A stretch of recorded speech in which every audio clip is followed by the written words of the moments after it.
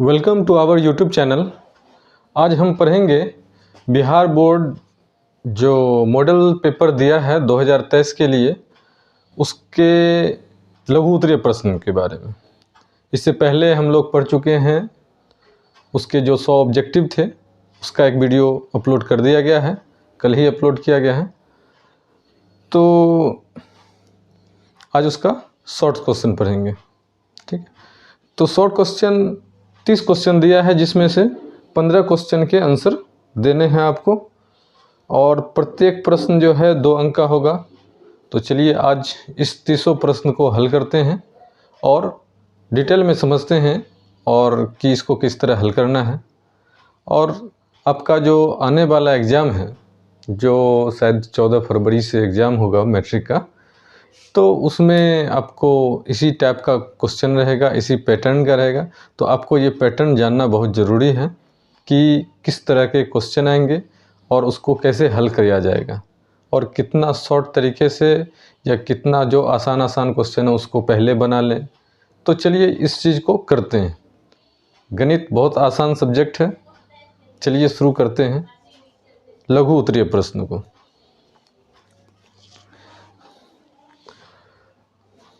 पहला प्रश्न है, अभाज्य गुणनखंड विधि द्वारा 156 और 126 और 156 का मौसोग ज्ञात करना है अभाज्य गुणनखंड विधि द्वारा।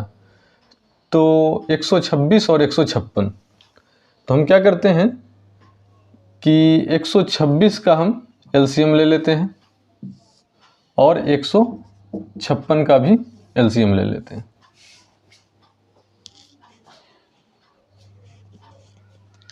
इसका मोसो और लोसो दोनों बोलता है निकालने के लिए। तो 126 2 से लगाते हैं, 2 6 के 12, 2 तिया 6, फिर कितना से लगेगा, 3 से लग जाएगा 21 तिया, फिर 3 से लग जाएगा 7 तिया। इसको लगाएंगे 2 से, 7 दूना 14, 8 दूना 16, 2 से लगाएंगे 39, 3 से लगाएंगे 13, ठीक है। तो मेरा 126 बराबर निकल गया 2 गुने 3 पे पावर 2 गुने 7, 3 2 बार आया है, तो 3 स्क्वायर इंटू 7। उसी तरह 156 का क्या हो गया, 156 हो गया 2 पे पावर 2 इंटू 3 इंटू 13, ठीक है। तो सबसे पहले हम निकालते हैं मोसो को बोलते हैं HCF।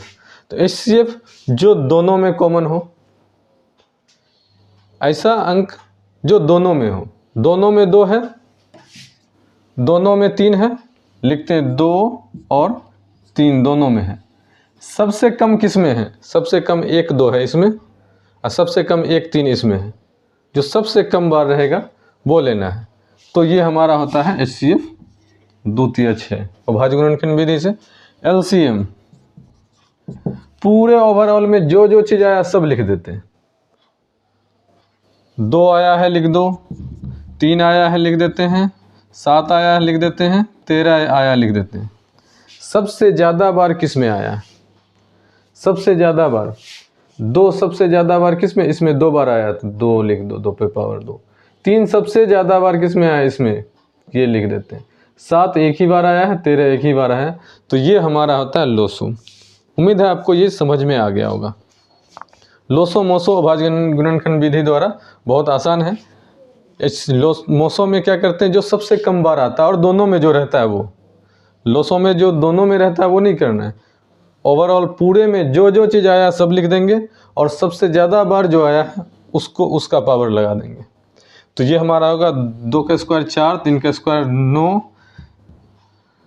तो 4 9 36, 13 7 91, 36 91 गुना कर देंगे, कितना हो जाएगा, 36 91, 36 9 6 54 4 मांगी 5, 27 5 32, तो 6 3 4 7 2 3, तो हमारा हो गया 3276।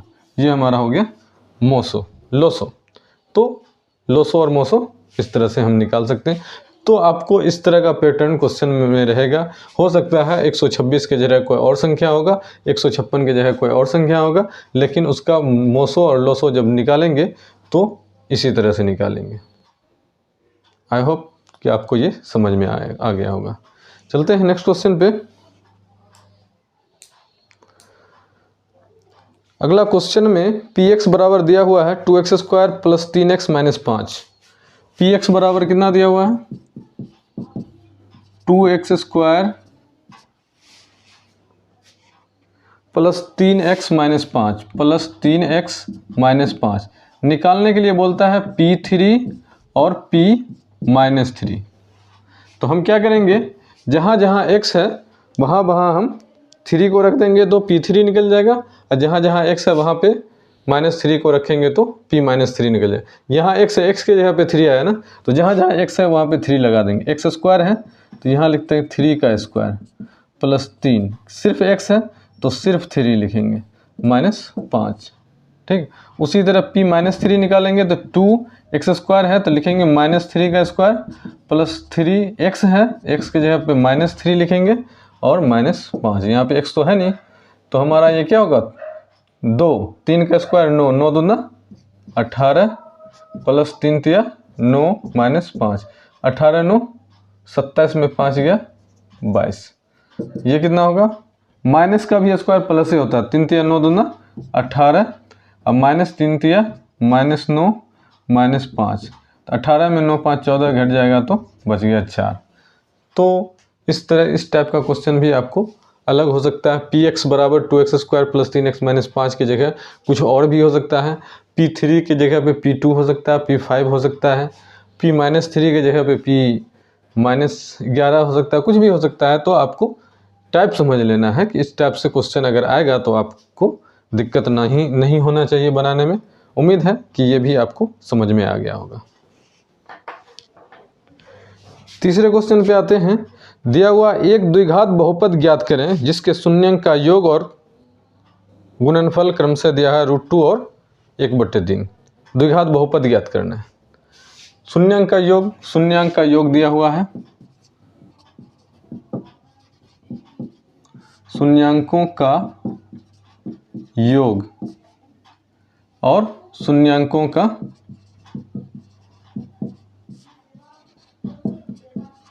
गुणनफल, बस ये दोनों दिया रहेगा तो हम द्विघात बहुपद आराम से ज्ञात कर सकते हैं। तो शून्यांकों का योग कितना दिया हुआ है √2 और शून्यांकों का गुणनफल है 1/3। तो हमको निकालना है द्विघात बहुपद। द्विघात बहुपद बराबर फॉर्मूला क्या होता है, द्विघात बहुपद बराबर फॉर्मूला आता है x² माइनस, यहाँ पे शून्यांकों का योग होता है, शून्यांकों का योग और प्लस शून्यांकों का गुणनफल। ठीक, तो बराबर हो गया x² माइनस शून्यांकों का गुणन योगफल की जगह पे √2 लिख देंगे, यहाँ पे x भी रहता है फॉर्मूला में, x² माइनस शून्यांकों का योग इंटू x प्लस शून्यांकों का गुणनफल, तो √2x हो गया, अब प्लस शून्यांकों का गुणनफल हो गया 1/3। चूँकि हम बट्टा में नहीं रखना चाहते हैं इसलिए जो बट्टा में रहेगा, जितना बट्टा में रहेगा उससे हम गुना कर देंगे। अगर 3 है और दूसरे में 2 रहेगा तो उन दोनों का एलसीएम लेके गुना कर देंगे। मीन्स ऐसे संख्या से गुना करना है कि हमारा बट्टा वाला काम खत्म हो जाए। तो हम करते हैं प्रत्येक पद में 3 से गुना करते हैं, तो क्या हो गया 3x² माइनस 3 √2x और प्लस 3 इंटू 1/3। 3 से इसमें भी मल्टीप्लाई, 3 से इसमें भी मल्टीप्लाई, 3 से इसमें भी मल्टीप्लाई किए। यहाँ लिखते हैं प्रत्येक पद में 3 से गुना करने पर,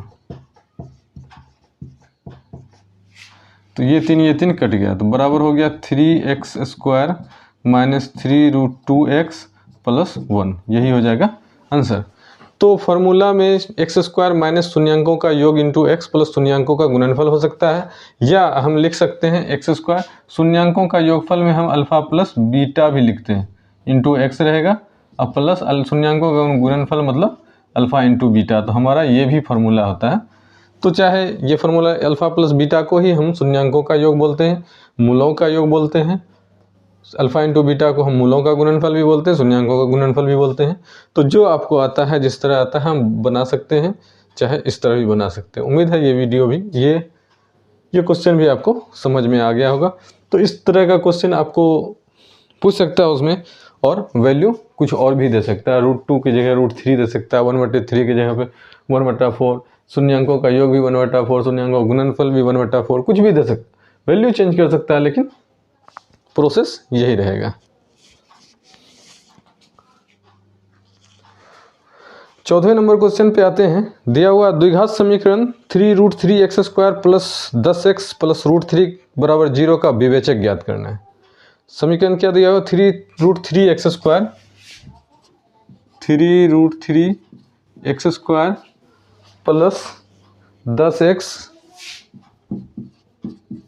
प्लस √3 बराबर 0, इसका विवेचक निकालना है। तो विवेचक क्या होता है? जिसको हिंदी में उसका दूसरा नाम विविक्तर भी होता है और इंग्लिश में डिस्क्रिमिनेंट बोलते हैं। तो इसका हमको निकालना होता है डी, विवेचक डी बोलते हैं, डी को ही विवेचक बोलते हैं। डी का फॉर्मूला आप लोग को मालूम होगा, विवेचक इसी को बोलते हैं। डी बराबर फॉर्मूला आता है b² - 4ac। तो यहाँ पे x² का जो गुणांक होता है उसको a बोलते हैं। a का मान है 3√3, b का मान x का गुणांक जो होता है उसको b बोलते हैं, b हो गया 10, और c जो बचा हुआ अचर पद है वो हो गया c। तो हम b² - 4ac निकालेंगे। b हो गया 10 का स्क्वायर माइनस 4, a हो गया हमारा 3√3 और c हो गया √3। तो 10 का स्क्वायर 100 माइनस ये √3 मिलके 3 निकल जाएगा बाहर, 3 3 9 चौके 36, घट के हो गया 64। तो हमारा विवेचक का मान निकल गया 64। तो इस तरह से क्वेश्चन आपको कुछ और भी हो सकता है। 3x² के जगह पे 2x² प्लस 5x प्लस 3 बराबर 0 भी हो सकता है। तो भी हम d का मान निकाल लेंगे। d बराबर b² - 4ac बराबर 5 का स्क्वायर माइनस 4 इंटू a हो गया 2 और c हो गया 3। तो 5 का स्क्वायर 25 माइनस 4 दूना 8 24 बराबर 1, विवेचक निकल गया। तो कुछ भी मान दिया रहेगा समीकरण में तो हम उसका विवेचक निकाल सकते हैं। उम्मीद है ये भी आपको समझ में आ गया होगा कि कोई भी समीकरण द्विघात दिया रहेगा उसका हम विवेचक आसानी से निकाल सकते हैं। चलिए 5वें क्वेश्चन पे आते हैं। 5वां क्वेश्चन है, दिखाएं कि x बराबर -3 x² प्लस 6x प्लस 9 बराबर 0 का एक हल है। ठीक है, तो x² प्लस 6x प्लस 9 बराबर 0 का एक हल कौन सा है? x बराबर -3। तो चेक करेंगे। तो हम क्या करते हैं, x का मान इसमें रख देते हैं। तो हमारा LHS RHS दोनों बराबर हो गया तो उसका हल है। LHS RHS बराबर नहीं हुआ तो उसका हल नहीं है। तो हम क्या करते हैं, x बराबर -3 समीकरण में रख देते हैं। लिखते हैं x बराबर -3 समीकरण में रखने पर, तो लिखते हैं x² है तो -3 का स्क्वायर प्लस 6x है तो लिख देंगे -3 प्लस 9 बराबर 0। मतलब इसका मान भी 0 रहेगा तब उस 0 के बराबर होगा। तो इधर इसका मान -3 का स्क्वायर प्लस 9 और प्लस माइनस माइनस 6 × 18 और प्लस ये वाला 9 बराबर 0। तो 9 9 18 में 18 गया, 0 बराबर 0, दोनों तरफ बराबर हो गया। लिख देंगे अतः x बराबर -3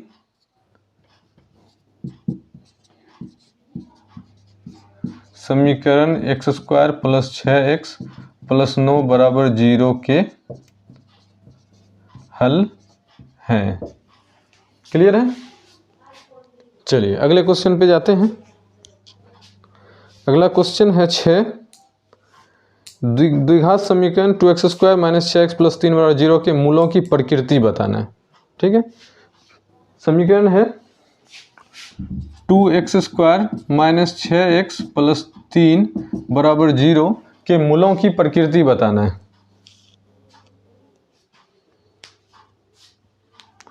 तो मूलों की प्रकृति क्या है? मूलों की प्रकृति ये है कि मूल वास्तविक है या नहीं है। अगर वास्तविक है तो मूल उसके समान होंगे, असमान होंगे, क्या होंगे ये बताना है। तो चलिए इसका भी निकालते हैं हम विवेचक से ही। तो डी से ही, अगर डी का मान अगर 0 हो गया तो मूल वास्तविक और समान, डी का मान बड़ा हो गया 0 से तो वास्तविक मूल वास्तविक हो जाएगा और समान। अगर डी का मान छोटा हो गया 0 से, मतलब डी का मान अगर माइनस में निकल जाएगा, उसका कोई वास्तविक हल नहीं, यहीं पे काम खत्म हो जाएगा। तो हम अभी पहले, इससे पहले क्वेश्चन में डी निकाल चुके हैं। तो इसमें हमारा हो जाएगा a बराबर 2, b बराबर जो x का गुणांक होता है -6 और c बराबर अचर पद हो गया 3। तो हमको निकालना है d बराबर होता है b² - 4ac।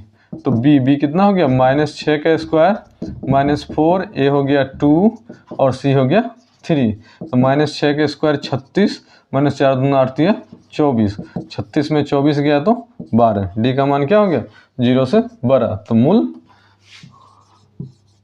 मूल वास्तविक एवं भिन्न होंगे।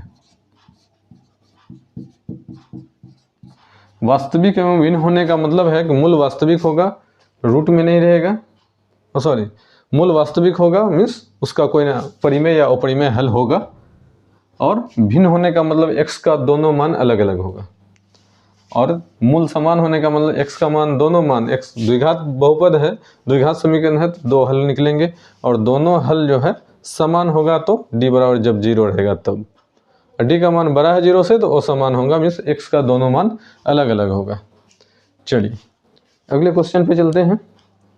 क्वेश्चन नंबर 7 है, समांतर श्रेणी दिया हुआ 18, 15.5, 13 का कौन सा पद -43 है। ठीक, पद क्या दिया हुआ है, 18 है, 15.5 है, 13 है, दिया हुआ का कौन सा पद कितना होना चाहिए, -43। तो ये घटता जा रहा है, घटता जा रहा है, घटते घटते एक टाइम आएगा जब -43 आएगा। तो ये हमारा हो गया अंतिम पद। तो अंतिम पद को हम क्या बोलते हैं, tn बराबर दिया है -43। ये प्रथम पद होता है। a बराबर हो गया 18, सार्वंतर दूसरे में पहला घटाते हैं, सार्वंतर d बराबर हो जाता है 15.5 - 18। तो 15 × 31 बट्टे 2 - 18 बट्टे 1, एलसीएम 2, तो 31 - 18 दूना 36, 31 × 5 36 -5 बट्टे 2। ये हमारा डी हो गया। एन निकालना है, कितने पद में आएंगे -43, तो हमको एन ज्ञात करना है, एन बराबर निकालना है। तो हमको मालूम है टी एन बराबर होता है formula a + n - 1 × d। T n के जगह पे लिखते हैं कितना, ये हमारा हो गया टी एन -47 बराबर a की जगह पे क्या लिखेंगे 18 + n - 1 × d की जगह पे -5 बट्टे 2। 18 इधर चला आएगा तो -43, 18 इधर आएगा तो -18 बराबर n - 1 × -5 बट्टे 2। दोनों माइनस में जोड़ देंगे तो 18 से 43 कितना होगा, 8 7 15 का 5 बाकी 1 1 2 4 6, -65 बराबर n - 1 × -5 बट्टे 2। ये माइनस खत्म, ये 5 से कट जाएगा, 13 × 5 = 65। तो ये हो गया 13 बराबर n - 1 बट्टे 2। क्रॉस मल्टीप्लिकेशन करते हैं तो हमारा हो जाएगा n - 1 बराबर 13 दूना 26। तो हमारा n बराबर हो जाएगा 26, -1 उधर जाएगा तो +1, तो n बराबर हो जाएगा 27। अतः 27वां पद कितना हो जाएगा, -47 होगा। यही हो जाएगा आंसर। 8वां क्वेश्चन है, k का मान ज्ञात करें जिसके लिए समीकरण 2x² - 10x + k = 0 के मूल वास्तविक हैं। मूल वास्तविक हैं, तो मूल वास्तविक कब होता है, जब d का मान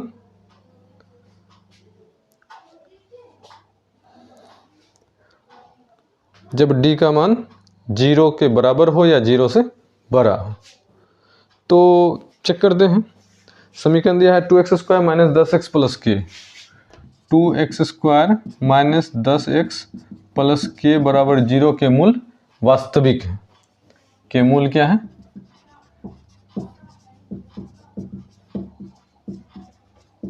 वास्तविक है। ठीक, तो के का मान ज्ञात करना है, तो हम वास्तविक या वास्तविक नहीं ये कहाँ से निकालते हैं? अभी 2 क्वेश्चन पढ़े, डी निकालते हैं, विवेचक निकालते हैं, तो इसमें भी डी निकालते हैं। तो डी बराबर क्या फॉर्मूला था? ए बराबर हो गया यहाँ पे 2, बी बराबर हो गया -10 और सी बराबर हो गया के। ठीक है, तो हम लिखते हैं मूल वास्तविक है, चूंकि दिया है मूल वास्तविक होगा, वास्तविक है, मूल वास्तविक है दिया हुआ, तो डी का मान क्या हो जाएगा? 0 से बड़ा या बराबर। डी मतलब क्या लिखे? बी स्क्वायर माइनस 4ac का मान 0 से बड़ा या बराबर। बी का मान कितना? -10 का स्क्वायर -4a, ए का मान 2, सी का मान के का मान 0 से बड़ा या बराबर। -10 का स्क्वायर हो गया 100, -4 दूना 8 के, 8 के का मान 0 से बड़ा या बराबर। तो के का मान निकालते हैं। ठीक है, तो के का मान क्या हो जाएगा? के का मान हो जाएगा, के का मान होना चाहिए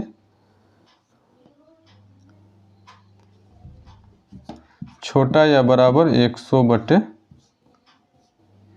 100/8। ठीक, काट देते हैं, 2 चौके 25 चौके, तो के का मान छोटा या बराबर हो जाएगा 25/2। यही हो गया आंसर। के का मान 12.5 से छोटा हो या 12.5 हो या 25/2 हो, इस मान तक के लिए इसका मूल वास्तविक होगा। अगर इससे बड़ा मान हो गया तो मूल वास्तविक नहीं होगा, तब मूल हो जाएगा, कोई वास्तविक मूल नहीं, काल्पनिक हो जाएगा। 8वें क्वेश्चन पे आते हैं, 9वें क्वेश्चन पे आते हैं। समांतर श्रेणी दिया हुआ है 25 + 28 + 31, 25 + 28 + 31 + 100 तक सबको का योग ज्ञात करना है। ठीक है, बीच में कुछ पद रह गए, कितने पद रह गए नहीं मालूम, तो हम कैसे योग ज्ञात कर सकते हैं? तो पहले कितने पद रह गए या यहाँ से यहाँ तक में कितने पद होंगे, पहले n निकालेंगे, उसके बाद Sn निकालेंगे। तो हमारा यहाँ पे a बराबर दिया हुआ है 25, d बराबर होता है, दूसरे में पहला घटाते हैं 28 - 25, तो कितना निकल गया? 3, और अंतिम वाले को बोलते हैं tn बराबर है 100। तो पहले निकालते हैं, n बराबर निकाल लेते हैं, n निकल जाता है तो हमको क्या ज्ञात करना है? Sn ज्ञात करना, बोलता है योग ज्ञात करने के लिए। ठीक, तो योगफल ज्ञात करने के लिए सबसे पहले हमको n ज्ञात करना है। n के लिए अभी इससे पहले वाले क्वेश्चन में भी हमको n का मान ज्ञात करना था, तो ज्ञात किए। तो चलिए n का मान ज्ञात करते हैं। तो tn बराबर क्या फॉर्मूला था? a + n - 1 × d। tn की जगह पे क्या लिखें? tn की जगह पे 100 बराबर a की जगह पे 25 + n - 1 × d की जगह पे 3, 25 इधर आ जाएगा, 100 - 25 बराबर बच जाएगा n - 1 × 3, घटा देते हैं, 75 बराबर हो गया n - 1 × 3, 3 से काट देते हैं, 25 × 75, तो ये हो गया 25 बराबर n - 1, -1 को भी इधर ले आते हैं, तो 25 + 1 बराबर n, तो ये हो गया 26 बराबर n, यह हमारा n बराबर 26 निकल गया। तो ये हमारा n का मान निकल गया। तो हमको क्या ज्ञात करना? Sn, n पदों का योग, ये जितना पद है उतना पदों का योग, मीन्स तो टोटल यहाँ से 100 तक में 26 पद हैं, 26 पद का योग ज्ञात करना है। तो हम लिखते हैं Sn बराबर फॉर्मूला आता है n/2 2a + n - 1 × d। तो ये हो गया n के जगह पे लिख देंगे ये 26/2 2a, 2 × a का मान है 25 प्लस n वही 26 हो गया, 26 - 1 × d का मान कितना है? 3, 2 से कट जाएगा, 13 दूना बराबर 13 × 25 दूना हो गया 50, 26 में से गया 25, 25 दिया हो गया 75 बराबर 13 × 50 75 मिलके हो गया 125, गुना कर दो, 13 × 5 = 65 का 5 मांगी 6, तो 26 6 32 का 2 बाकी 3 और 13 3 1625 हो गया इसका आंसर। उम्मीद है कि आपको सारे क्वेश्चन समझ में आ रहे होंगे बहुत ही आसानी से। अगर आप इस चैनल पर नए हैं तो चैनल को सब्सक्राइब ज़रूर करें और वीडियो को लाइक ज़रूर करें। और अगर आपके कोई और भी साथी हैं जो इस बार 10th का एग्ज़ाम देने वाले हैं, उनको भी ये वीडियो शेयर करें ताकि उनको भी इसका लाभ मिल सके।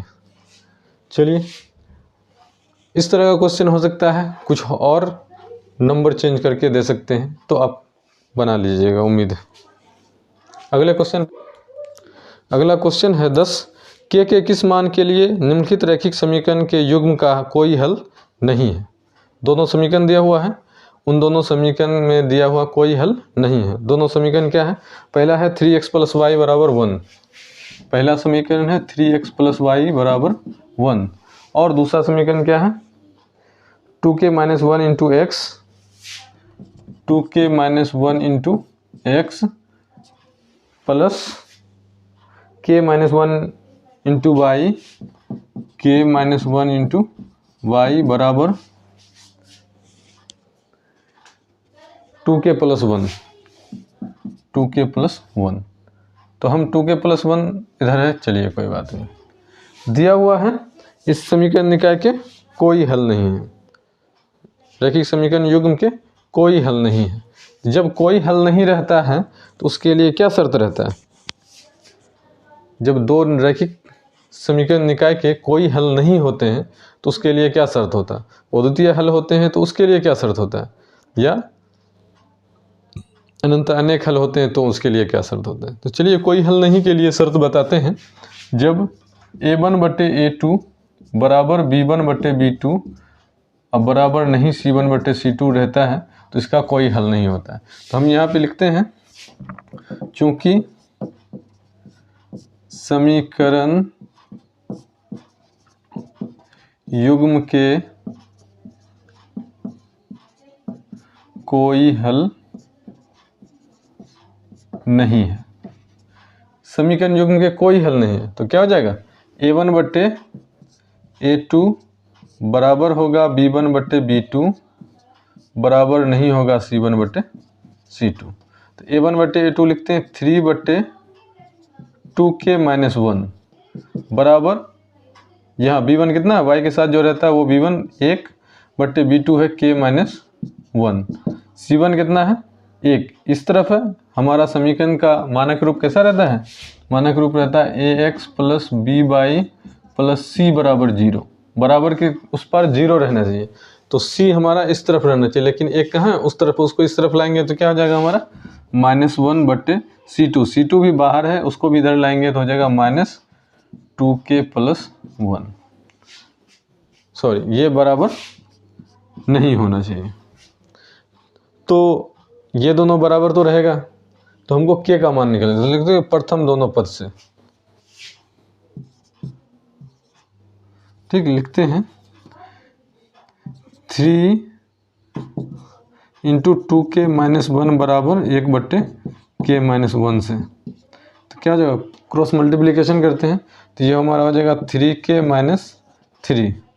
3 से इन दोनों को मल्टीप्लाई की, 1 से करेंगे तो ये हो जाएगा 2k - 1। 2k इधर ले आते हैं तो 3k - 2k हो जाएगा बराबर, -1 ऑलरेडी उधर है, -3 उधर जाएगा तो हो जाएगा +3। तो 3k में 2k घट जाएगा तो हमारा हो जाएगा k बराबर घट के हो जाएगा 2, k का वैल्यू निकल गया। अतः k का मान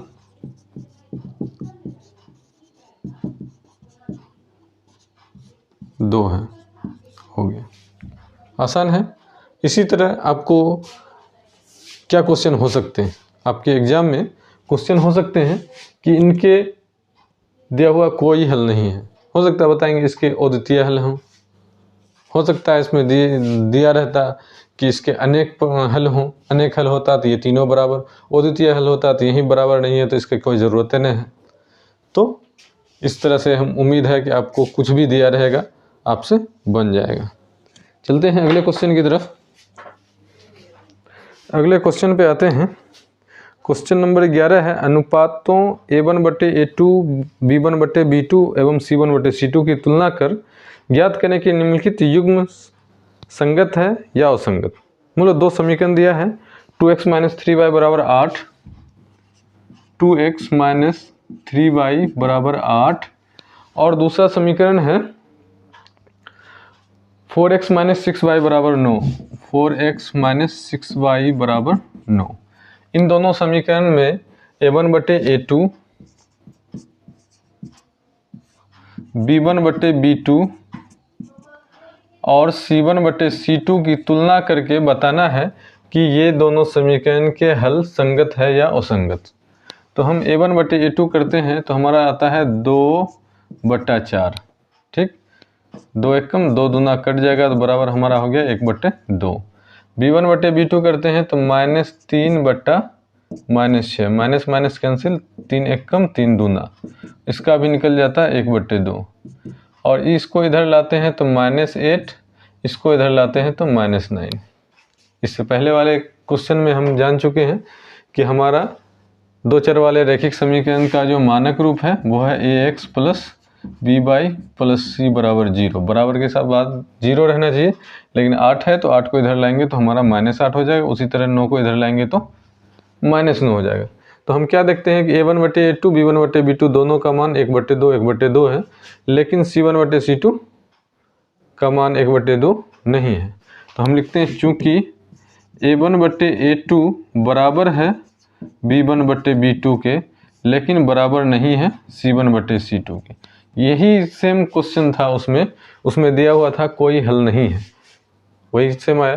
तो जिसका हल होता है, चाहे वो एक हल हो या अनेक हल हो, अद्वितीय हल हो या अपरिमित रूप से अनेक हल हो, वो संगत होगा, और जिसका कोई हल नहीं वो असंगत होगा।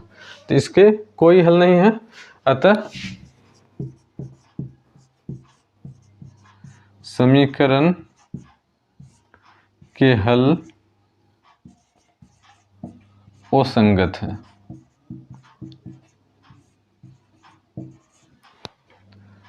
उम्मीद है आपको ये क्वेश्चन भी समझ में आया होगा।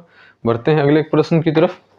अगला क्वेश्चन है समीकरण दिया हुआ 6x² - 7x - 3, question number 12। 6x² - 7x - 3 के शून्यक ज्ञात करें एवं शून्यक और गुणांकों के बीच के संबंध की जांच करें। समीकरण है 6x² - 7x - 3, 6x² - 7x - 3, ये एक द्विघात व्यंजक है, द्विघात बहुपद है। इसके शून्यांक निकालना है, द्विघात है तो 2 शून्यक निकलेंगे, और उनके शून्यांक और गुणांक के बीच की जो सत्यता है उसकी जांच करनी है। तो इसको हम गुणनखंड विधि से हल कर सकते हैं, दूसरा है द्विघाती सूत्र से हल कर सकते हैं, पूर्ण वर्ग विधि से हल कर सकते हैं। तो हम इसको हल करते हैं गुणनखंड विधि से। गुणनखंड विधि क्या होता है, शुरू और अंतिम को गुना करते हैं तो -18, 6 × 18 x², ये माइनस बताता है घटाना है, ठीक। तो दो संख्या ऐसा बताना है जिसको घटाएंगे तो 7 आएगा, गुना करेंगे तो 18 आएगा। तो वो हमारा है 9 और 2, 9 दूना 18, 9 से 2 घटेगा तो 7, हमारा 6x² इधर रहेगा और -3 भी इधर रहेगा। अब इन दोनों में क्या कॉमन आएगा, 6 और 9 3 के पहरा में आता है, तो 3x कॉमन लेंगे तो 3 दूना 6, 2x बचेगा, 3 × 9, x तो कॉमन है। इन दोनों में कुछ कॉमन नहीं आएगा तो एक कॉमन लेंगे तो हो जाएगा 2x - 3। जब इन दोनों में अब 2x - 3 ले लेते हैं कॉमन, तो इसमें बच जाएगा 3x, इसमें बच जाएगा +1, ठीक। लिखते हैं जब 2x - 3 बराबर 0 या 2x बराबर -3 उधर जाएगा तो हो जाएगा +3, इसलिए x बराबर हो गया 3/2। इसको मान लेते हैं अल्फा का मान निकल गया 3/2, क्योंकि x का मान जो निकलता है, द्विघात बहुपद है, 2 शून्य होंगे, तो ये भी x का मान, दूसरा भी x का मान, तो ये x का मान को हम अल्फा बना देते हैं, दूसरे x के मान को हम बीटा बना देते हैं। तो लिखते हैं जब 3x + 1 बराबर 0, तो 3x बराबर +1 उधर जाएगा तो -1, तो x बराबर हो जाएगा -1/3। तो हमारे बीटा का मान हो गया -1/3। अब सत्यता की जांच करते हैं। जांच क्या है? जांच दो जांच है। एक है अल्फ़ा प्लस बीटा का मान उतना ही आएगा जितना -b/a का मान आएगा। दूसरा जांच क्या है? अल्फ़ा इंटू बीटा का मान उतना ही आएगा जितना c/a का मान आएगा। तो अल्फ़ा का मान देते हैं 3/2 प्लस बीटा का मान देते हैं -1/3। इसका मान -b का मान कितना है? -7/a का मान 6। मतलब इसका मान जो है इतना आना चाहिए। इन दोनों का एलसीएम लेते हैं 6, 2 तिया 3 तिया 9, 3 दूना तो 1 दूना 2, प्लस माइनस माइनस इधर का माइनस माइनस 7/6। इस 9 से 2 गया 7/6 बराबर 7/6 हो गया। दोनों मान एक जैसा हो गया। उसी तरह अल्फ़ा इंटू बीटा का मान उतना ही होगा जितना c/a का मान। तो अल्फ़ा हो गया 3/2 गुना बीटा हो गया -1/3। c का मान हो गया -3/a का मान हो गया 6। गुना कर देंगे, ये 3 एकम 3 एकम कर दूँ, 3 एकम 3 दूना, तो ये हो गया -1/2 बराबर -1/2। दोनों मान बराबर हो गया तो लिख देते हैं सत्यापित। मीन्स जांच हमारा। 13 नंबर क्वेश्चन है x और y में संबंध ज्ञात कीजिए। x और y में संबंध ज्ञात करें जबकि बिंदु xy बिंदु 7, 1 और 3, 5 से समदूरस्थ है। कोई एक बिंदु है xy, ये बिंदु ले लेते हैं xy किससे समदूरस्थ है? एक इधर बिंदु ले लेते हैं, ये है हमारा 7, 1 और यहाँ पे बिंदु ले लेते हैं, ये हमारा 3, 5। इन दोनों से समदूरस्थ है, जितना दूरी ये उतना ही दूरी है। ये लेते हैं P, ये हमारा A, ये हमारा B। तो x और y में क्या संबंध होगा? क्वेश्चन नंबर है 13। क्वेश्चन नंबर 13 का ये है बिंदु PXY बिंदु A और B से समदूरस्थ है। माना बिंदु P x, y बिंदु A 7, 1 और B 3, 5 से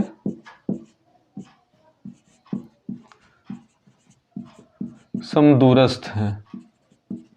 इसलिए क्या होगा? PA बराबर PB। ठीक, तो PA क्या होगा? हम दूरी सूत्र लगाते हैं। दूरी सूत्र क्या है? दूरी सूत्र हमारा आता है √x2 - x1 का whole square plus y2 - y1 का होल स्क्वायर का √, दोनों है। तो ये हमारा हो जाएगा PA ये हो जाएगा x - 7 का होल स्क्वायर प्लस y - 1 का होल स्क्वायर बराबर PB के लिए क्या हो जाएगा? x - 3 का होल स्क्वायर प्लस y - 5 का होल स्क्वायर। ठीक, ये कहाँ से लिए? लिख देते हैं दूरी सूत्र से। ठीक, अब ये रूट दोनों तरफ है, कैंसिल हो गया। x - 7 का होल स्क्वायर करते हैं, a - b का होल स्क्वायर था a² - 2a हो गया x, b हो गया 7 प्लस b² 7 का स्क्वायर। उसी तरह y - 1 का होल स्क्वायर हो गया a², यहाँ हो गया y² - 2 into a into b अब प्लस b²। उसी तरह इसका करेंगे,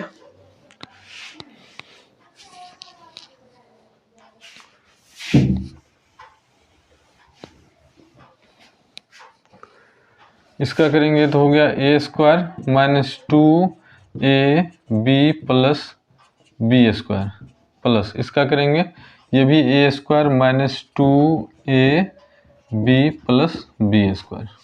यहाँ हम x² प्लस में घट के ख़त्म, y² प्लस में y² प्लस में घट के ख़त्म, बराबर के इस तरफ उस तरफ दोनों में सेम चिन्ह में रहता है तो वो दोनों घट जाता है, क्योंकि उसको इधर लाएंगे चिन्ह चिन्ह होगा तो घटेगा तो खत्म हो जाएगा।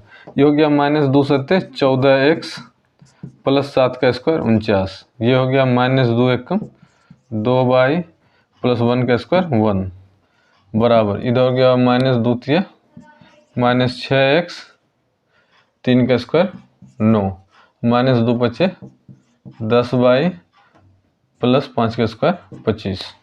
तो चलिए एक्स वाई को इधर लेके आते हैं, नंबर को उधर ही छोड़ देते हैं। ठीक, या तो 49 1 50 इधर नंबर में रहेगा, 25 9 34 नंबर है को इधर ले आते हैं, एक्स वाई को उधर छोड़ देते हैं। तो ये हो जाएगा 49 1 50 इधर हो गया, अब 25 9 34 इधर आएगा तो हो जाएगा माइनस 34। इधर है माइनस 6x माइनस 10y, ये जाएगा उधर तो हो जाएगा प्लस 14x माइनस 2y, उधर जाएगा तो प्लस 2y।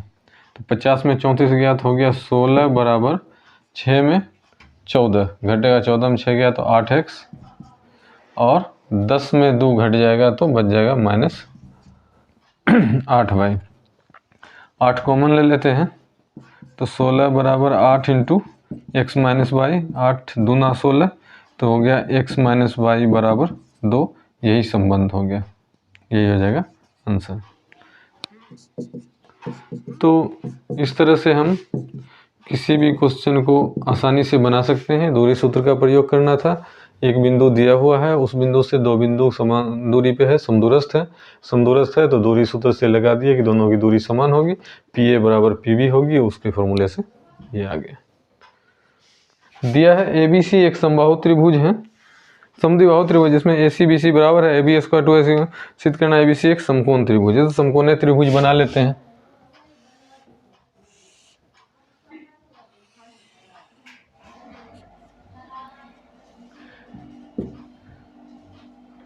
AC और BC, AC और BC बराबर हैं, दिया है त्रिभुज ABC एक समद्विबाहु त्रिभुज है तथा उसमें क्या दिया हुआ है AC बराबर BC। ठीक, और क्या दिया हुआ है तथा, और दिया हुआ है ए बी स्क्वायर बराबर 2AC square, A B square बराबर 2AC स्क्वायर। तो सिद्ध क्या करना है, ए बी सी एक समकोण त्रिभुज है, सिद्ध करना है त्रिभुज ए बी सी एक समकोण त्रिभुज है। चलिए प्रमाण में जाते हैं। AC बराबर BC दिया हुआ है, चूंकि AC बराबर BC इसलिए AB स्क्वायर बराबर तथा और क्या दिया हुआ है AB स्क्वायर बराबर 2AC स्क्वायर, या AB स्क्वायर बराबर लिख सकते हैं AC square plus AC square. 2AC को हम AC square plus AC square लिख सकते हैं, या AB स्क्वायर बराबर ए वो AC को चेंज कर देते हैं BC में, तो AC square plus BC square. तो AC हो गया AC स्क्वायर प्लस BC। जब दो भुजाओं के वर्गों का योग तीसरी भुजा के वर्ग के बराबर होता है तो पाइथागोरस प्रमेय के विलोम से ये त्रिभुज समकोण होता है। तो लिखते हैं, तो पाइथागोरस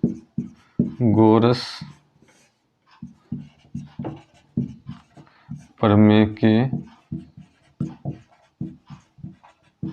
विलोम से सबसे बड़ी भुजा ए बी के सामने कौन सा कौन होगा सी, विलोम से कोण सी बराबर 90 डिग्री, अतः त्रिभुज ए बी सी एक समकोण त्रिभुज है।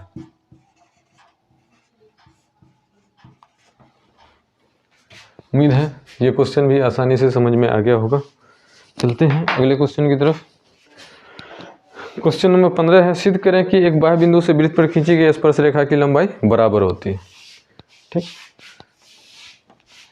एक बाह्य बिंदु ले लेते हैं, एक वृत्त ले लेते हैं, इस पे स्पर्श रेखा की लंबाई एक इधर हो जाएगा एक इधर हो जाएगा। इसकी लंबाई समान होती है, ठीक। P है, A है, B है, यहाँ पे O दे देते हैं, इसको भी मिला देते हैं, ठीक।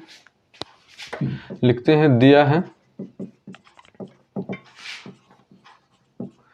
O केंद्र वाले वृत्त पर बाह्य बिंदु P से दो स्पर्श रेखा PA और PB खींची गई है। सिद्ध करना है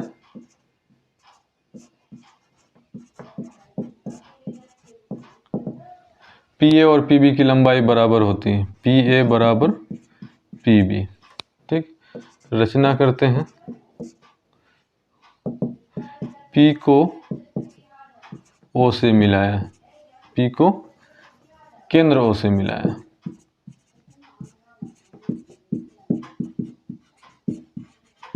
P को केंद्र O से मिला देते हैं तो ये हमारा एक ये त्रिभुज हो गया। प्रमाण में चलते हैं। प्रमाण में लिखते हैं चूंकि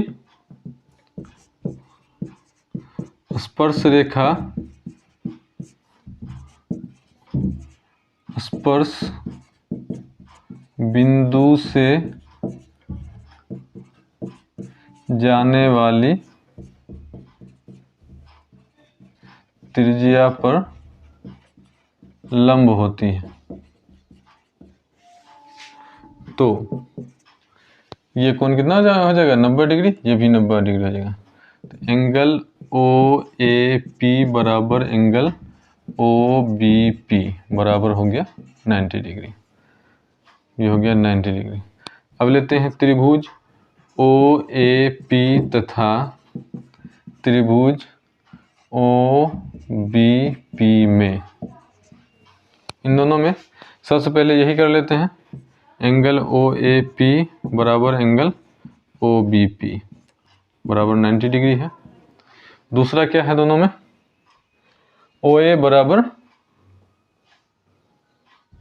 OB, OA बराबर OB क्या है, वृत्त की त्रिज्या,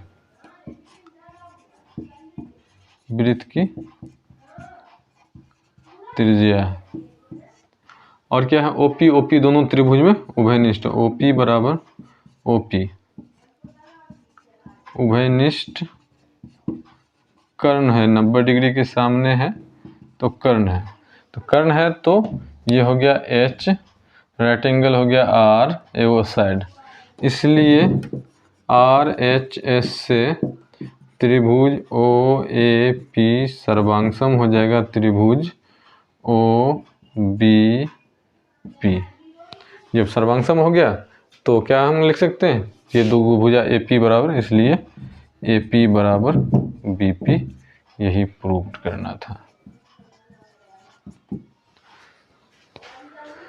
हो गया प्रूव्ड। बाह्य बिंदु से वृत्त पर खींची गई दोनों स्पर्श रेखा की लंबाई समान होती है, AP बराबर BP। चलिए अगले क्वेश्चन पे चलते हैं। क्वेश्चन नंबर 16 है, यदि 30 मीटर ऊंची एक मीनार भूमि पर 10√3 मीटर लंबी छाया बनाती है तो सूर्य का उन्नयन कोण क्या होगा। एक मीनार है, मीनार की ऊंचाई 30 मीटर और छाया की लंबाई 10√3 मीटर है, तो यहाँ पे जो सूरज है उसका उन्नयन कोण यहाँ पे कितना बनेगा। तो हम ले देते हैं AB मीनार है, C बिंदु AC छाया की लंबाई है, तो उन्नयन कोण यहाँ पे हमको ज्ञात करना कौन सी। लिखते हैं दिया है AB बराबर 30 मीटर का मीनार है, छाया AC बराबर 10√3 मीटर है। तो हमें उन्नयन कोण ज्ञात करना है।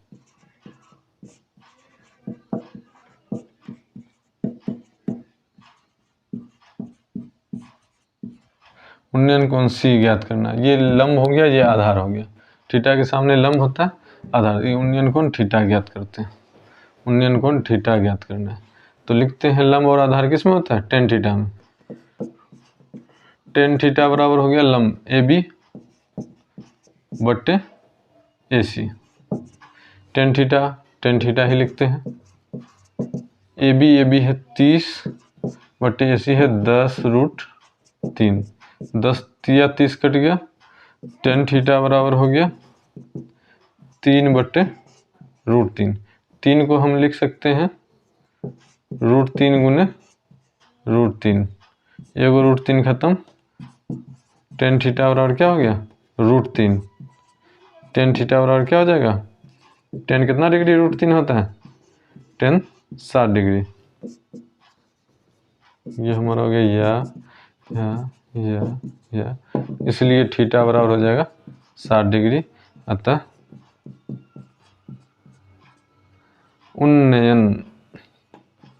उन्नयन कोण बराबर 60 डिग्री।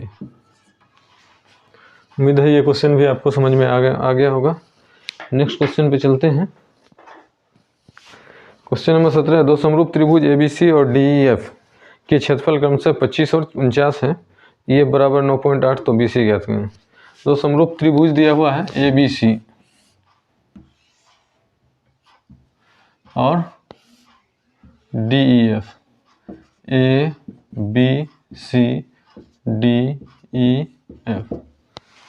ये दो समरूप त्रिभुज हैं। ठीक है, लिख देते हैं यहाँ पे।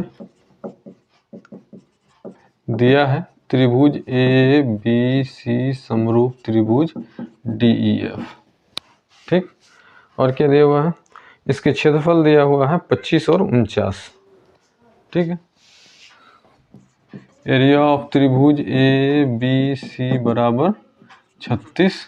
एरिया ऑफ त्रिभुज DEF बराबर 25। 36 और 25 दिया हुआ, तो 25 और 49, ये है 25 और ये है 49 सेंटीमीटर स्क्वायर। ठीक है, EF दिया हुआ है 9.8। EF दिया हुआ है 9.8। ज्ञात करना है, फाइंड करना है क्या, BC परिमाण या हल, जो भी परिमाण या हल ही करते हैं। हम क्या करते हैं, हम जानते हैं दो समरूप त्रिभुज के क्षेत्रफलों का अनुपात उसके संगत भुजा के वर्ग के अनुपात के बराबर होता है।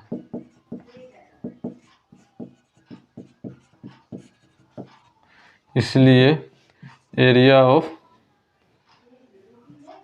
त्रिभुज ABC बट्टे एरिया ऑफ त्रिभुज DEF बराबर हो जाएगा EF तो इधर हो जाएगा BC का स्क्वायर। इसका कितना, ABC का दिया हुआ है 25 बट्टे इसका दिया 49 बराबर BC हमारा कितना है, BC तो ज्ञात ही करना है। EF कितना है 9.8 स्क्वायर है। स्क्वायर हटा देते हैं तो हमारा इधर लग जाएगा रूट। 25 बट्टे 49 बराबर हो गया BC बट्टे 9.8। 25 का वर्गमूल 5 बट्टे 49 का 7 बराबर BC बटे 9.8 का 97 14, इसका हो जाएगा 1.4। मल्टीप्लाई कर देंगे, ये BC 1 से मल्टीप्लाई हो जाएगा, BC बराबर 14 25 70 7.0, अतः BC बराबर 7 सेंटीमीटर हो जाएगा आंसर। क्वेश्चन 18 में है, किसी वृत्त के केंद्र से 5 सेंटीमीटर दूर स्थित बिंदु A से खींची गई स्पर्श रेखा की लंबाई 4 सेंटीमीटर है, वृत्त की त्रिज्या ज्ञात करें। एक वृत्त है, इसकी त्रिज्या ज्ञात करना है। केंद्र से 5 सेंटीमीटर दूर बिंदु से स्पर्श रेखा की लंबाई 4 सेंटीमीटर है, तो ये त्रिज्या ज्ञात करना है। ठीक है, तो माना O वृत्त का केंद्र है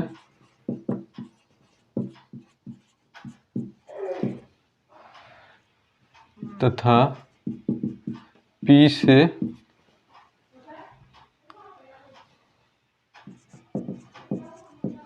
स्पर्श रेखा PA बराबर 4 सेंटीमीटर है तथा OP बराबर 5 सेंटीमीटर है। तो त्रिज्या ज्ञात करना है हमें, तो हमें OA त्रिज्या ज्ञात करना है। ठीक, हम जानते हैं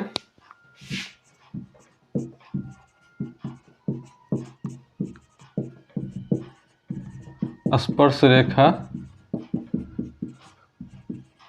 त्रिज्या पर लंब होती है,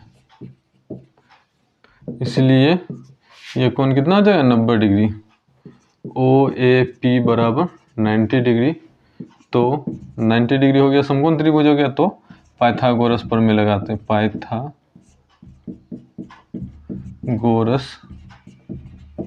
प्रमेय से हमारा OA स्क्वायर बराबर हो जाएगा, OA स्क्वायर बराबर हो जाएगा रूट अंडर, सॉरी स्क्वायर देंगे तो रूट नहीं होगा, बराबर कर्ण का स्क्वायर माइनस आधार का square, OP square minus AP square.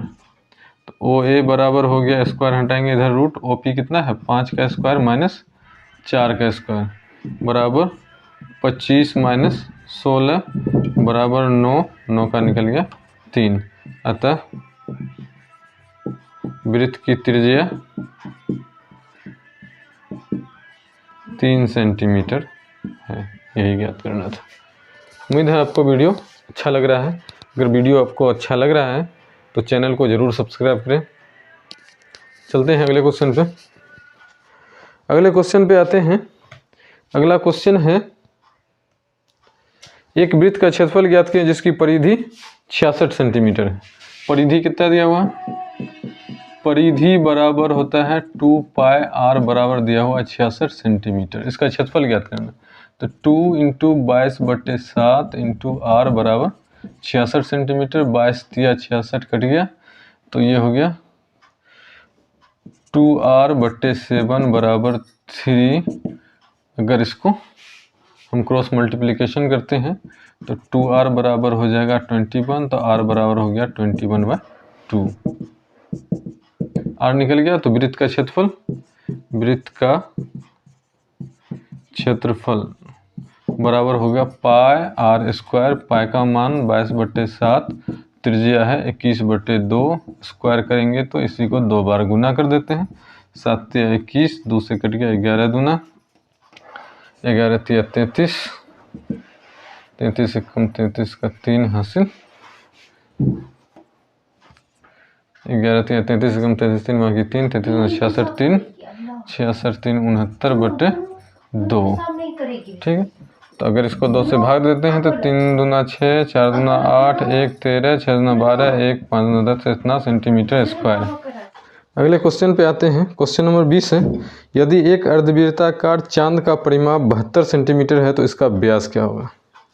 एक अर्धवृत्ताकार, चलो अर्धवृत्ताकार आधा को वृत्त है। इस चांद का परिमाप 72 सेंटीमीटर है, ठीक। तो अर्धवृत्त का परिमाप, अर्धवृत्त का परिमाप बराबर फॉर्मूला आता है, पूरा होता है 2 पाई आर, ये आधा गोलाई होता है पाई आर प्लस ये व्यास, व्यास हो गया हमारा 2r, बराबर दिया हुआ है 72 centimetre. 72 centimetre, pi r plus 2r बराबर है 72 सेंटीमीटर। तो इसका व्यास ज्ञात करना है, ठीक। तो लिखते हैं या पाई, पाई का मान 22/7, अगर हम r कॉमन ले लेते हैं तो हमारा पाई प्लस 2 बराबर 72 सेंटीमीटर, या r पाई का मान 22/7 प्लस 2 बराबर 72 सेंटीमीटर, या 72 लिखते हैं, या r एलसीएम 7, 22 प्लस 7 दूना 14 बराबर 72, या r 22 14 हो गया 36/7 बराबर 72, 36 एकम 36 दूना 72, क्रॉस मल्टीप्लिकेशन होगा, ये हो गया r/7 बराबर 2/1, इसलिए r बराबर कितना होगा 7 दूना 14। बोलता है वृत्त का व्यास निकलने के लिए, तो व्यास बराबर होता है 2r बराबर 2 गुने 14 बराबर 28 सेंटीमीटर हो जाएगा। चांद का व्यास 28 सेंटीमीटर। अगले प्रश्न पे चलते हैं। क्वेश्चन नंबर 21 है, यदि a बराबर 30 डिग्री हो तो सिद्ध करें कि tan 2a बराबर 2 tan a बट्टे 1 माइनस tan स्क्वायर है। दिया है a बराबर कितना है tan 30 डिग्री, a का मान दिया हुआ tan 30 डिग्री, a का मान दिया 30 डिग्री, a का मान 30 डिग्री। सिद्ध करना है tan 2a बराबर 2 tan a बट्टे 1 माइनस tan स्क्वायर है, ये सिद्ध करना है। tan 2a बराबर 2 tan a बट्टे 1 माइनस tan स्क्वायर है। तो सबसे पहले LHS ले लेते हैं। LHS कितना है tan 2a, तो tan 2a का मान कितना है 30, 30 दूना 60 बराबर tan 60 डिग्री बराबर √3 निकल गया। अब लेते हैं RHS, RHS है 2 tan a बट्टे 1 माइनस tan स्क्वायर है बराबर 2 tan a की जगह पे कितना दे देते हैं 30 डिग्री बट्टे 1 माइनस tan स्क्वायर 30 डिग्री बराबर 2 tan 30 डिग्री का मान होता है 1/√3 बट्टे 1 माइनस tan 30 डिग्री 1/√3 का हो जाएगा स्क्वायर, बराबर हो गया 2/√3 बट्टे 1 माइनस 1 का स्क्वायर 1 √3 का स्क्वायर 3, यहाँ भी इनका घटाव होगा, बराबर हो गया 2/√3 बट्टा एलसीएम हो गया 3, ये हो गया 3 माइनस 1 बराबर हो गया 2/√3, ये 3 चला जाएगा ऊपर और 3 में से गया 2, ये 2 खत्म, बराबर 3/√3 है, 3 को हम लिख सकते हैं √3 गुने √3 बट्टे √3 का बराबर √3। RHS का मान कितना निकला √3, LHS का मान √3, अतः LHS बराबर RHS प्रूव्ड।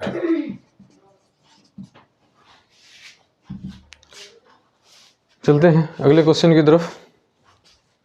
अगला क्वेश्चन है क्वेश्चन नंबर 22, a बराबर 90 डिग्री b बराबर 45 डिग्री तो सिद्ध करना है।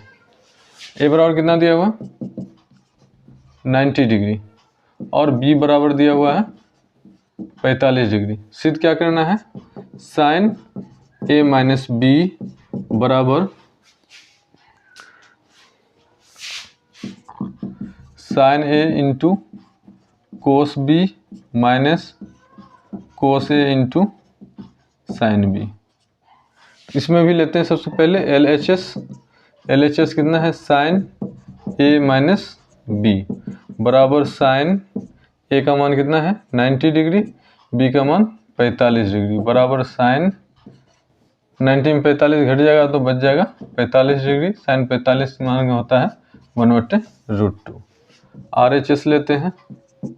RHS है sine A into cos B, sine A into cos B minus cos A into sine B, बराबर साइन ए की जगह पे कितना ले 90 इंटू कोस बी, बी की जगह पे 45 माइनस कोस ए की जगह पे 90 और बी की जगह पे साइन बी की जगह पे 45।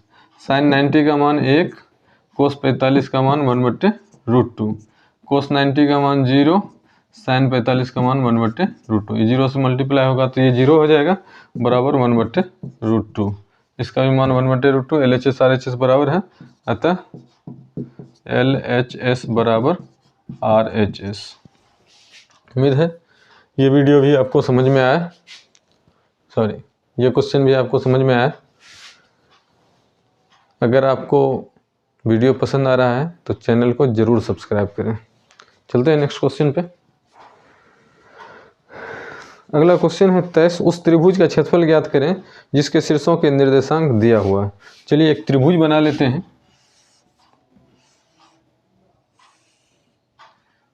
A B C, एक के निर्देशांक है 1 -1, 1, -1, B है -4, -6, -4, 6 और C है -3, -5, -3, -5।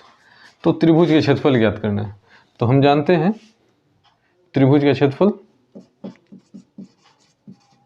त्रिभुज का क्षेत्रफल बराबर formula 1/2 x1 y2 - y3 plus x2 y3 - y1 plus x3 y1 - y2, ये फॉर्मूला होता है।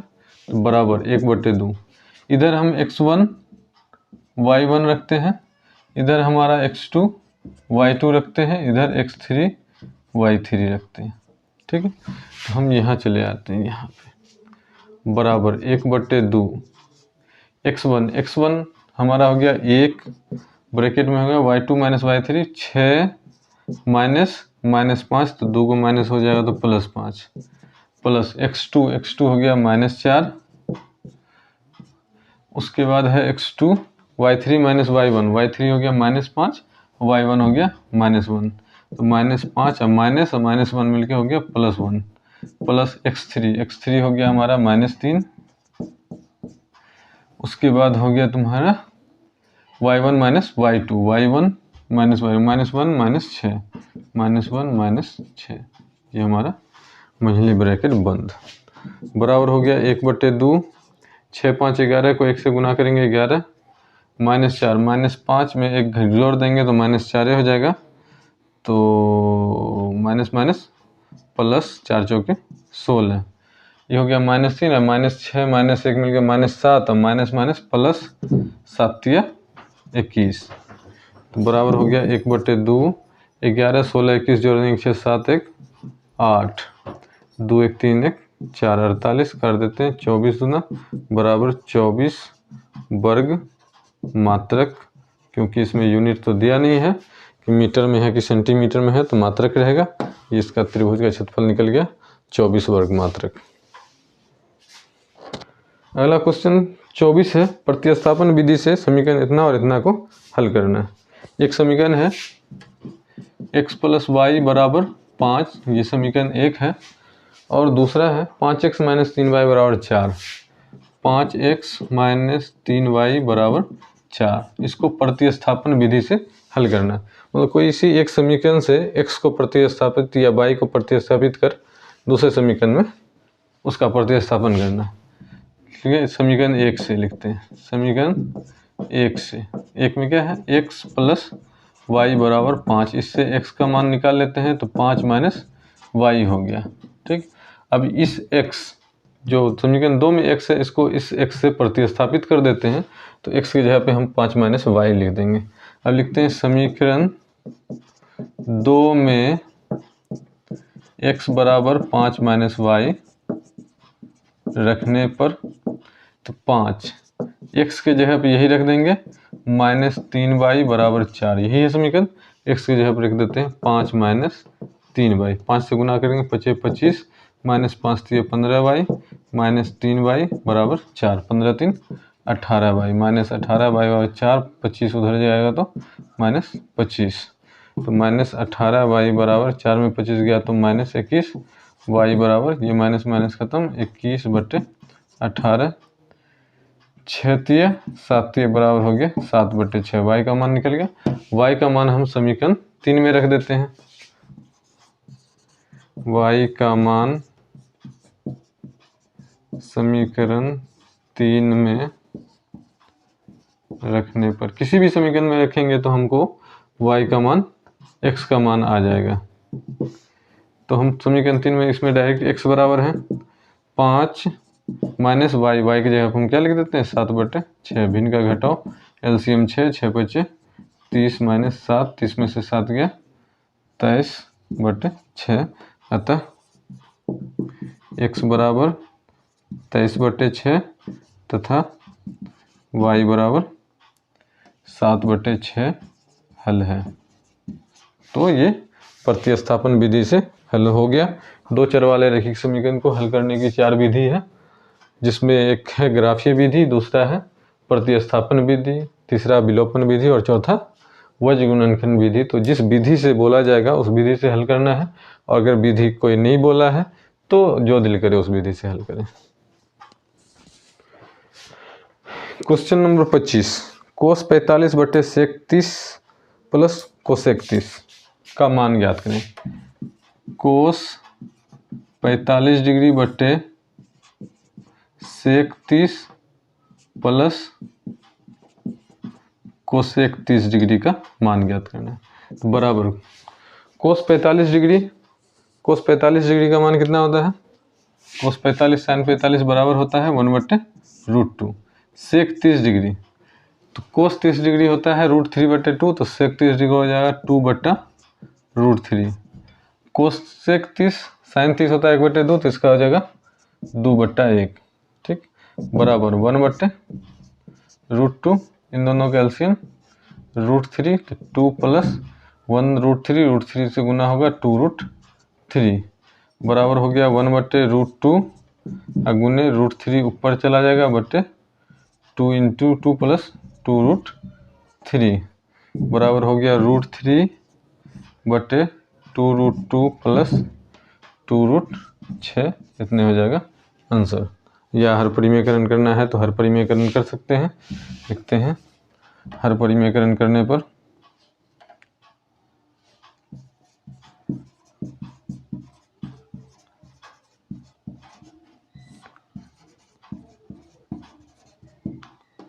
हर परिमेयकरण करेंगे तो ये हो गया √3/2√2 प्लस 2√6, मल्टीप्लाई करेंगे माइनस वाला से 2√2 माइनस 2√6 बटे 2√2 माइनस 2√6, इससे √3 गुना होगा तो 2√6 माइनस 2√18 हो जाएगा बटे यहाँ होगा 2√2 का स्क्वायर माइनस 2√6 का स्क्वायर, ठीक। तो ये हो गया हमारा 2√6, अगर कॉमन ले लेते हैं तो हमारा हो जाएगा 1 माइनस √3 बटे यहाँ होगा 2 दूना 4 दूना 8 माइनस 2 दूना 4 छक्के 24 बराबर 2√6 1 माइनस √3 बटे माइनस 16, 2 8 16 हो जाएगा बराबर √6 × 1 माइनस √3 बटे माइनस 8, यही हो जाएगा आंसर। चाहिए यहीं पे आंसर छोड़ देंगे तो भी काम चल जाएगा। 2 नंबर का क्वेश्चन है, कितना बनाना है, पूरा कॉपी तो नहीं भरना है 2 नंबर क्वेश्चन के लिए। क्वेश्चन नंबर 26 है कि 2x² + 3x + 1 को x + 2 से भाग दें और विभाजन एल्गोरिथम को सत्यापित करें। तो 2x² + 3x + 1, 2x² plus 3x plus 1 को भाग देना है। किससे भाग देना है? x+2 से भाग देना है और विभाजन एल्गोरिथम को सिद्ध करना। विभाजन एल्गोरिथम क्या है? विभाजन एल्गोरिथम ये हमारा है px बराबर gx into qx plus rx, जो हम पहले पढ़ चुके हैं। a बराबर bq प्लस r या भाज्य बराबर भाजक गुने भागफल प्लस शेषफल। तो हमारा ये वाला होता है px, ये हमारा gx, इधर जो आता है वो qx और जो शेष बचता है वो rx। तो x+2 है, हमको 2x² चाहिए। x+2 है, हमको चाहिए 2x²। तो x देंगे तो x² हो जाएगा और 2 देंगे तो 2x² हो जाएगा। ऐसे गुना करेंगे 2 दूना 4x हो जाएगा। तो हम देते हैं, हम 2x से लगाए तो हमको आया 2x² प्लस 4x। घटाते हैं, माइनस माइनस ये घट के खत्म, 3 में 4 घटेगा तो -x प्लस 1। x ये है, -1 से लगाएंगे तो -x हो जाएगा और -2 घटाएंगे प्लस प्लस तो घट गया 1 2 मिलके 3। ठीक है, तो हमारा हो गया px का ये यहाँ पे लिख देते हैं 2x² प्लस 3x प्लस 1 बराबर gx हमारा हो गया x+2 इंटू qx हमारा हो गया 2x - 1 और प्लस rx हो गया 3। बस इसको लिख करके छोड़ देना। इसमें बोलता है सत्यापित कीजिए, सत्यापित भी कर देंगे कितना होता है कि नहीं होता है। इन दोनों को गुना करते हैं, x से इन दोनों को गुना करते हैं तो 2x² माइनस x, 2 से इन दोनों को गुना करें 2 दूना 4x माइनस 2 और प्लस ये वाला 3 लास्ट में। तो ये हो गया बराबर 2x², x में 4x घटा देंगे तो हमारा बचेगा प्लस 3x, माइनस 2 में 3 जोड़ देंगे तो प्लस 1। इतना आ गया, तो ये सत्यापित भी हो गया। देखिए सत्यापित। नंबर 27 है, एक 14 सेंटीमीटर लंबे वृत्ताकार संबेलन का आयतन 11 सेंटीमीटर के किनारे पर बनाए गए घन के आयतन के बराबर है। तो बेलन की त्रिज्या क्या हो? तो जो बेलन का आयतन होगा वही दिया हुआ बेलन का आयतन बराबर बेलन का की लंबाई दिया हुआ बेलन की लंबाई, उसी को ऊंचाई बोलते हैं। h बराबर दिया हुआ है, कितना दिया हुआ है? 14 सेंटीमीटर। त्रिज्या नहीं दिया हुआ है और घन का किनारा दिया हुआ है। घन का किनारा a बराबर दिया हुआ है 11 सेंटीमीटर। ठीक, और दोनों का आयतन बराबर है। ठीक, लिखते हैं माना बेलन की त्रिज्या, माना बेलन की त्रिज्या जो निकालना है बराबर r सेंटीमीटर। लिखते हैं चूंकि बेलन का आयतन बराबर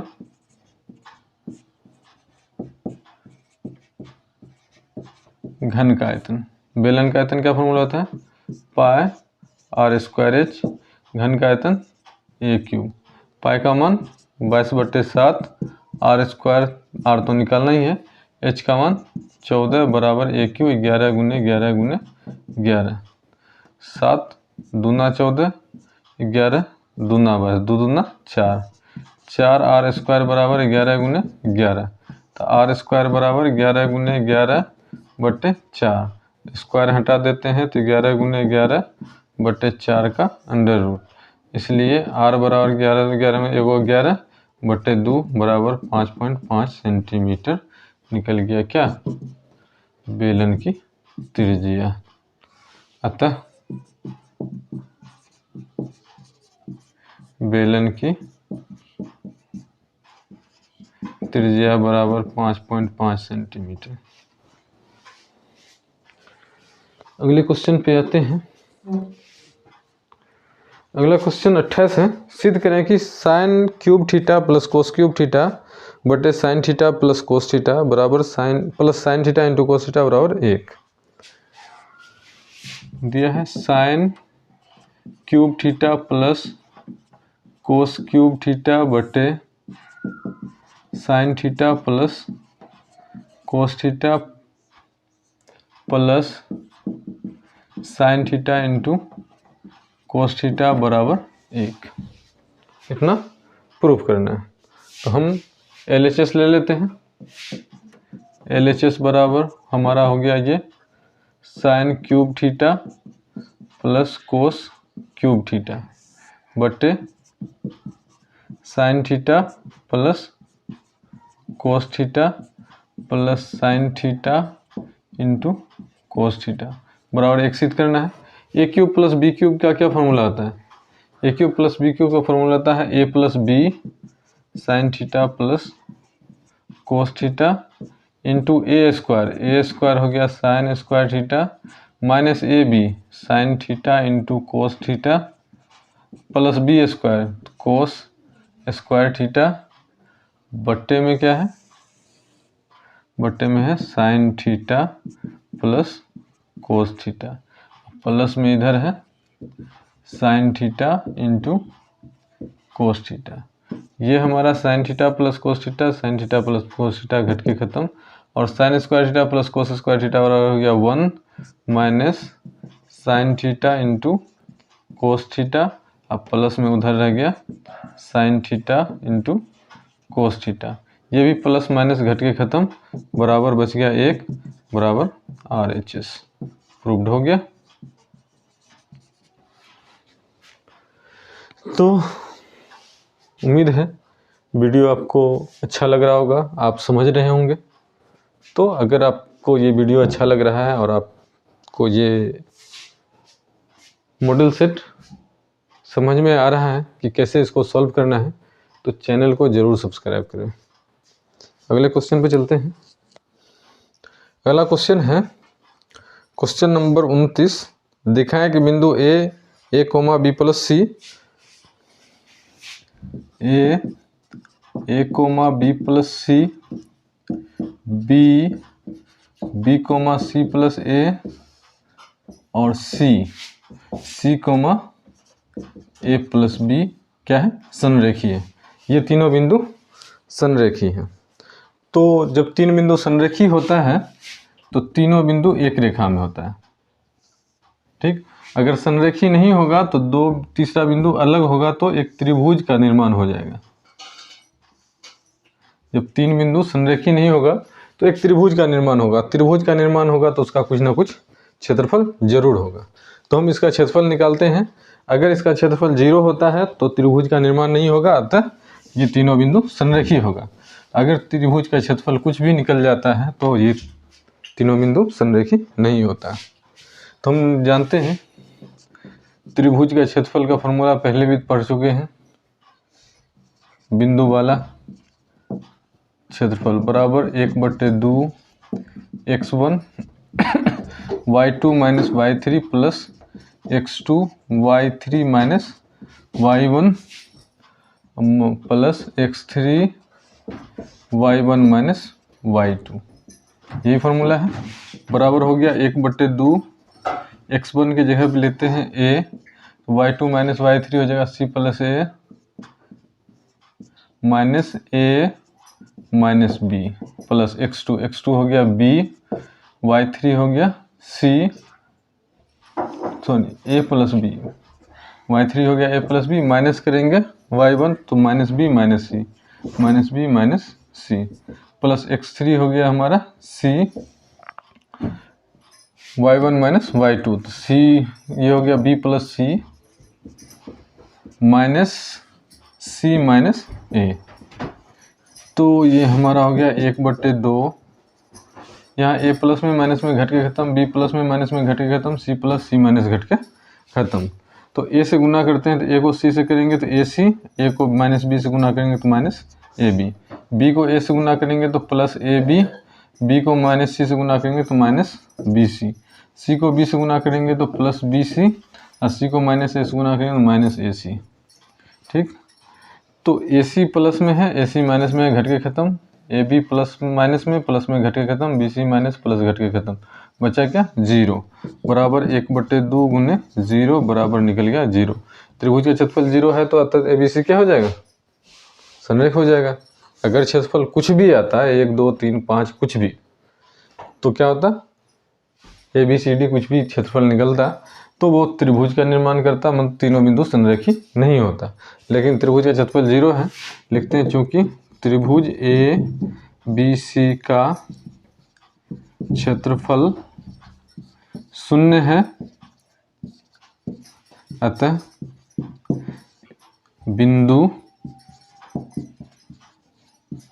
A, B तथा C संरेखी है।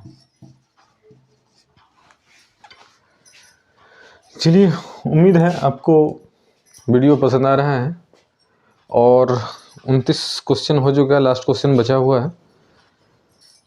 इससे पहले हम लोग ऑब्जेक्टिव क्वेश्चन कर चुके हैं जिसमें 100 क्वेश्चन थे और 100 को सॉल्व किया मैंने, जिसमें से आपको सिर्फ 50 क्वेश्चन के ही आंसर देने हैं। एग्जाम में सिर्फ 50 क्वेश्चन के आंसर देने, जो आपको आता है, जो आपको आसान लगता है, उस 50 क्वेश्चन के आंसर देने हैं। ये दूसरा वीडियो है, पार्ट B इसको बनाया है। इसमें 30 क्वेश्चन है, जिसमें से आपको 15 क्वेश्चन का ही जवाब देना है, जो आपको बेहतर लगता है, जिसको आप बेहतर तरीके से बना सकते हैं, उस 15 क्वेश्चन का आंसर देना है।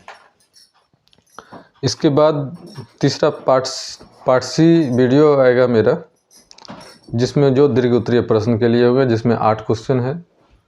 हम 8 को ही सॉल्व करेंगे, लेकिन आपको अपने एग्जाम में 4 क्वेश्चन का ही जवाब देना है। तो अगर आपको ये वीडियो अच्छा लग रहा है और आपके लिए फ़ायदेमंद है, समझ में आ रहा है, तो चैनल को ज़रूर सब्सक्राइब करें। चलते हैं अपने आखिरी क्वेश्चन पे, इस सेट के आखिरी क्वेश्चन पे, लघु उत्तरीय प्रश्न के आखिरी क्वेश्चन पे। इसका आखिरी क्वेश्चन है कि दो क्रमिक प्राकृत संख्या के वर्गों का योग 421 है, तो संख्या ज्ञात कीजिए। तो माना पहला प्राकृत संख्या,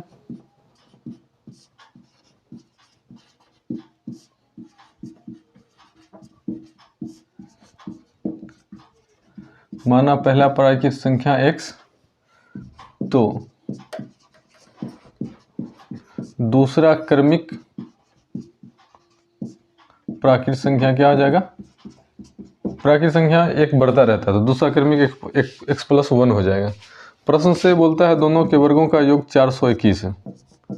प्रश्न से हो जाएगा x का वर्ग और प्लस x+1 का वर्ग बराबर 421। ये हो गया x square, a plus b का होल स्क्वायर पे करेंगे तो a स्क्वायर प्लस 2a हो गया x, b हो गया 1 प्लस 1 का स्क्वायर। 421 को भी इधर ले आते माइनस 421 बराबर 0। तो x स्क्वायर हो गया 2x स्क्वायर प्लस 2x, एक का स्क्वायर 1, 421 में घट जाएगा तो 420 आ गया 420। चलिए, तो हम यहाँ पे 2 कॉमन ले लेते हैं, क्योंकि 420 अच्छी चीज़ नहीं है। x square plus x minus 210 बराबर 0, इसलिए या हो गया हमारा x square plus x minus 210 बराबर 2 बट्टा में जाएगा तो 0 ही हो जाएगा। अब इसका हम ये द्विघात समीकरण बन गया। इस द्विघात समीकरण को हम किसी भी विधि से हल कर सकते हैं, द्विघाती सूत्र से हो, गुणनखंड विधि से हो। तो x का 2 वैल्यू निकलेगा, दोनों वैल्यू से हम पता करेंगे कि इसका इस प्राकृत संख्या कौन सा होगा, दूसरा प्राकृत संख्या कौन सा होगा। चलिए गुणनखंड करते हैं। शुरू अंतिम का गुना हमको बताता है माइनस 210 x स्क्वायर हो गया, मीन्स घटाने पर 1 होना चाहिए और गुना करने पर 210। तो 210 का क्या करते हैं, हम एलसीएम ले लेते हैं। 2 लगाए 105, 3 से लगाए तो 35, 5 से लगाए तो 7, तो 7 × 5 = 35, 3 दूना 6, 5 से 15, 7 दूना 14, 15 और 14। तो x square plus 15x minus 14x minus 210 बराबर 0। 14 15 गुना करेंगे 210 हो जाएगा, 15 में 14 घटा देंगे तो 1 बच जाएगा। x कॉमन लेते हैं तो x प्लस 15 माइनस 14 कॉमन लेते हैं तो x माइनस x प्लस 15 बराबर 0। तो या इसमें आप x प्लस 15 कॉमन लेते हैं तो बच जाएगा हमारा x माइनस 14 बराबर 0। तो जब x प्लस 15 बराबर 0 तो x बराबर कितना हो जाएगा -15। -15 प्राकृतिक संख्या हो सकता है? प्राकृतिक संख्या एक गिनती की संख्या को कहते हैं, गिनती की संख्या 1 से शुरू होती है, उसमें माइनस का कोई बात ही नहीं है, ये एक पूर्णांक संख्या है, तो प्राकृतिक संख्या नहीं हो सकता, लिखते हैं ये असंभव है। दूसरा है जब x - 14 बराबर 0, तो x बराबर 14, x बराबर 14 हो गया, तो पहला प्राकृतिक संख्या कितना हो गया x, अतः प्रथम प्राकृत संख्या बराबर 14 तथा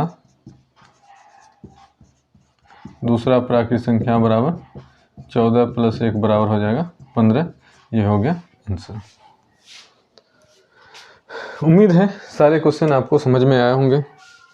अगर आपको क्वेश्चन समझ में आया है तो चैनल को ज़रूर लाइक करें, चैनल को सब्सक्राइब करें, वीडियो को लाइक करें और शेयर करें। धन्यवाद।